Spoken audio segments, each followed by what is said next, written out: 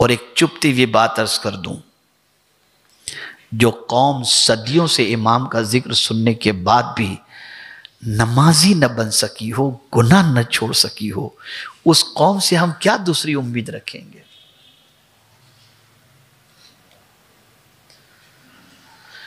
ہم ضرور یہ سنتے ہیں کہ تاجدار کربلا نے سب کچھ لٹا دیا. کس کے لیے؟ ہمارے لیے، کہ ہمارا قدم نہ ڈگمگائے، ہمارا قدم پھسل نہ جائے اور ہم یزید کے نقش قدم پر نہ چلیں. اس لیے امام نے سب کچھ لٹا دیا تاکہ ان کے سامنے امام کی زندگی ہو، اور امام کے راستے پر اگر کوئی چلے گا سیدھا جنت میں چلا جائے گا. لیکن دعویٰ کرتے ہیں حسینی ہونے کا، اور صبح سے لے کر رات تک زندگی گزرتی ہے یزید کے مطابق، اس کے کردار کے مطابق. ہاں اتنا ضرور ہے کہ قتل حسین میں یزید کا جو انوالومنٹ تھا، کوئی مسلمان اس چیز کو پسند نہیں کرتا.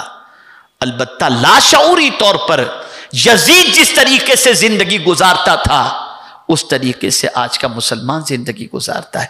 ناچ گانے والا یزید تھا، شراب پینے والا یزید تھا، زنا کرنے والا یزید تھا، اور سجدے میں سر کٹانے والے امام حسین تھے. لیکن بھول گئے.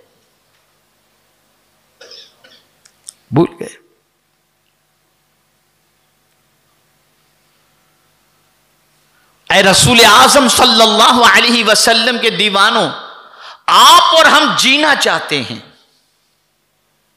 کیوں؟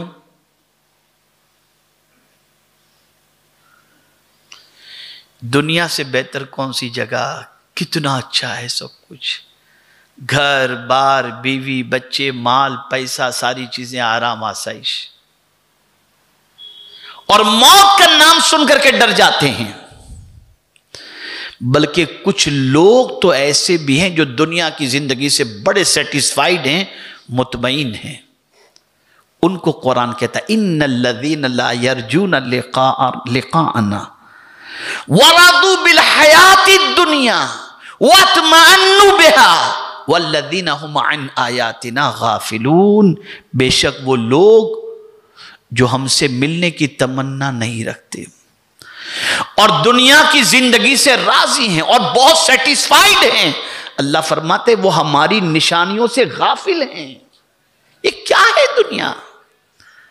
ارے اس دنیا کا حال تو یہ ہے کہ پوری زندگی محنت کر کے آپ نے بنگلو بنا دیا، باہر نیم پلیٹ آپ نے لگا دی، آپ کا انتقال ہوا تو دوسرے دن بچہ کہتا ہے اب ابا تو نہیں رہے، نیم پلیٹ میری لگا دو. ابا کی نیم پلیٹ کی ضرورت کیا ہے؟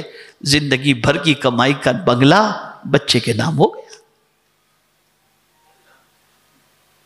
کیا ہے آپ کا؟ اب بہت ایک دماغ کو درست اور سوچ کو درست کرنے والی بات عرض کروں.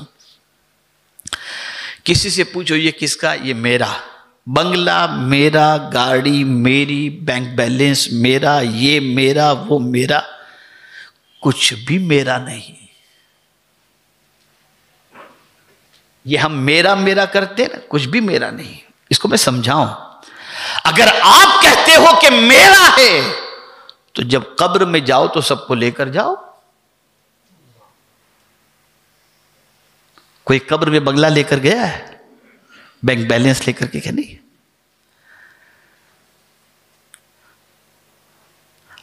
اب یہاں میں آپ کی تھوڑی سی سوچ کو درست کروں. دراصل یہ ہے ہمارا کچھ بھی نہیں، یہ تو اللہ نے ہمیں یوز کرنے کے لیے سب دیا ہے، اور جیسے ہی ہماری زندگی پوری ہو جائے گی یہ ساری چیزیں اللہ دوسرے کو دے دے گا. تو ہمارا ہوا ہی کہاں؟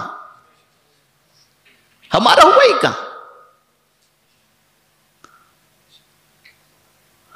اس کا مطلب آپ لیگل اعتبار سے یہ نہ سوچیں کہ آپ کسی چیز کو میرا کہتے ہیں، میرا کہتے ہیں، یہ کہنا غلط ہے. نہیں، وہ آپ کہہ سکتے ہیں، لیکن حقیقت یہ ہے کہ اس دنیا میں کچھ بھی ہمارا نہیں. جو کچھ بھی انسان نے نیک عمل کیا اس کے ساتھ وہی نیک عمل جو ہے اس کے ساتھ جانے والا ہے، باقی کچھ بھی اس کے ساتھ جانے والا نہیں ہے، صرف اس کے نیک اعمال اس کے ساتھ جائیں گے۔ اس لیے جو اللہ سے ملنا چاہتا ہو اس کے لیے ضروری ہے کہ اس دنیا میں وہ نیک عمل کرے۔ اب آپ دیکھیں میرے پیارے آقا صلی اللہ تعالی علیہ وسلم کے پیارے دیوانوں، امام حسین کی صبح ہوتی تھی تو آخرت کی فکر کے ساتھ، رات ہوتی تھی آخرت کی فکر کے ساتھ، دن گزرتا تھا آخرت کی فکر کے ساتھ۔ اس کا مطلب یہ نہیں ہے کہ امام حسین رضی اللہ تعالیٰ عنہ دنیاوی زندگی نہیں گزارتے تھے، آرام نہیں فرماتے تھے، تجارت نہیں کرتے تھے، معاشی اعتبار سے اچھی طرف قدم نہیں بڑھاتے تھے، یہ سب کچھ کرتے تھے، لیکن نگاہ ہمیشہ آخرت کی طرف رہتی۔ یہ تصور رہتا کہ یہ ساری چیزیں ایک نہ ایک دن ختم ہو جائیں گی، لیکن آخرت ختم ہونے والی نہیں ہے، وہاں پر ہمیں کیا چیز کام آئے گی۔ امام حسین اس کی فکر میں لگے رہتے تھے، اس کی توجہ میں لگے رہتے تھے، وہاں کے کام آنے والی چیزوں کی طرف ان کا ہمیشہ خیال رہتا تھا۔ آپ ذرا دیکھیں اور اندازہ لگائیں، میرے پیارے آقا صلی اللہ تعالی علیہ وسلم کے پیارے دیوانوں، امام حسین کو آخرت کی فکر کتنی تھی اس کا اندازہ لگانا ہو تو آپ اس سے لگا سکتے ہیں کہ آخری وقت بھی سجدہ انہوں نے نہیں چھوڑا۔ کیوں نہیں چھوڑا؟ وہ چاہتے تھے کہ میں جب اپنے رب سے ملوں تو اس حال میں ملوں جو حال میرے مولا کو پسند ہے، جو انداز میرے مولا کو پسند۔ اور ایک تھوڑا سا اور آگے بڑھ کر کے عرض کروں، وہ اللہ سے دوری گوارا ہی نہیں کرتے تھے، وہ اللہ سے قرب جو ہے وہ چاہتے تھے۔ اور یہ بات اچھی طریقے سے یاد رکھیں، اللہ سے بندہ اس وقت سب سے زیادہ قریب ہوتا ہے جب بندہ سجدے کے اندر چلا جاتا ہے۔ اس لیے امام حسین نے اپنی جان سجدے کی حالت میں دی۔ میرے پیارے آقا صلی اللہ تعالی علیہ وسلم کے پیارے دیوانوں، عرض کرنے کا منشا یہ ہے، فکر آخرت یہ انسان کی زندگی میں ہونا چاہیے۔ آپ ٹھنڈے دماغ سے کبھی سوچئے گا، کورونا کے پہلے کا معاملہ دیکھیے، کورونا کا پیریڈ دیکھیے، کورونا کے بعد کا آج کا پیریڈ دیکھیے، اور اس کے بعد غور کرنے کی کوشش کیجئے، کون یہاں پرماننٹ رہنے کے لیے آیا ہے؟ چلے گئے، طاقتور چلے گئے، سرمایہ دار چلے گئے، صاحب اقتدار چلے گئے، سب جانے کے لیے آئے ہیں، کوئی یہاں مستقل رہنے کے لیے نہیں آیا۔ اب میں آپ سے پوچھنا چاہتا ہوں، جب ہم یہاں مستقل رہنے کے لیے نہیں آئے تو جہاں مستقل رہنا ہے وہاں کے لیے ہم نے کیا تیاری کی؟ آئیے میں آپ کو بتاؤں۔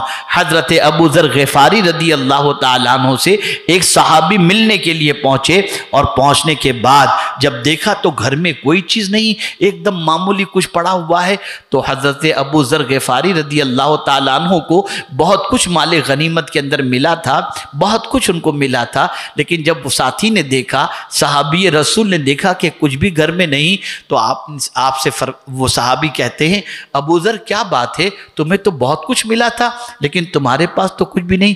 کہا میں نے دوسرے گھر پہنچا دیا ہے اس کو۔ تو وہ سمجھے دوسری شادی انہوں نے کر لی ہے تو دوسرے گھر میں انہوں نے رکھا ہوگا۔ یار بولے تم نے دوسری شادی کی مجھے بتائے بھی نہیں، تمہارا دوسرا گھر کون سا ہے؟ کہا دوسرا گھر یہ دنیا کا نہیں، آخرت کا گھر ہے، وہاں میں نے پہنچا دیا ہے، وہاں میں نے سب روانہ کر دیا۔ اللہ اکبر! رسول اعظم نے صحابہ کے دلوں کے اندر آخرت کی فکر اتنی ڈال دی تھی کہ صدیق اکبر کہتے ہیں اللہ اکبر کہ کاش میں کوئی چڑیا ہوتا کہ مجھے لوگ ذبح کر کے کھا جاتے تاکہ قیامت کے دن مجھے اللہ کی بارگاہ میں حساب نہ دینا پڑتا۔ یہ آخرت کی فکر۔